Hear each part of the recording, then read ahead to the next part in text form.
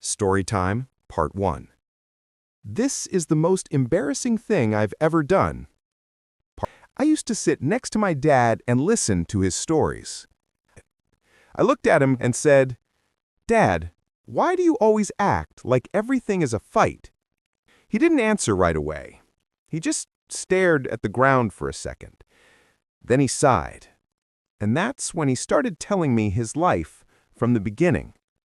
He told me he grew up in a small rural village. No electricity, no proper roads, nothing modern. A place where every day was survival. His father died when he was just 2 years old, so he never even knew what having a dad felt like. His mother, my grandmother, was the one who carried the world alone.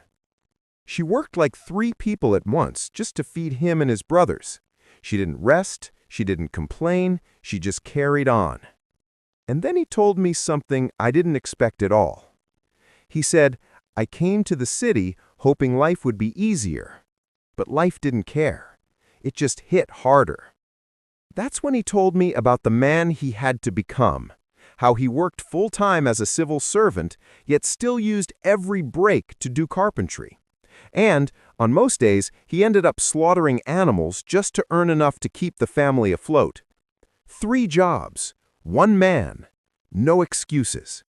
He was a hard worker in a way that I had never even understood.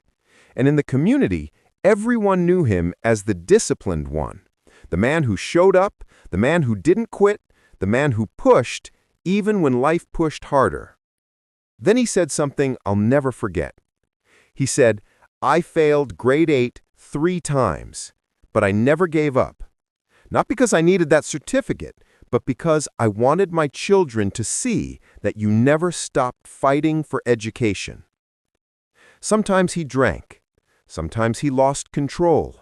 Sometimes he acted like we were the enemy, and I used to judge him for that.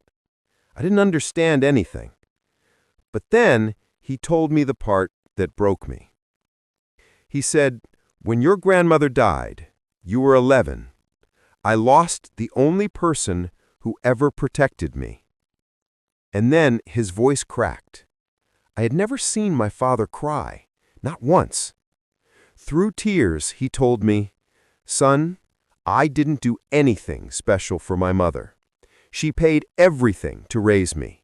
Please, please, take care of your mother. Respect her. I failed mine. Don't fail yours."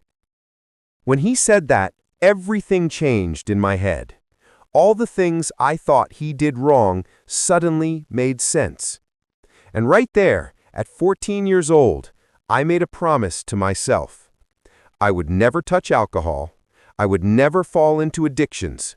I would break every cycle he struggled with. Not because I hated him, but because I finally understood him.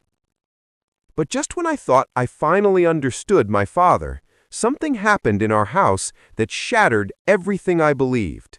And what I saw that day is the reason I made a promise I have never broken to this very day.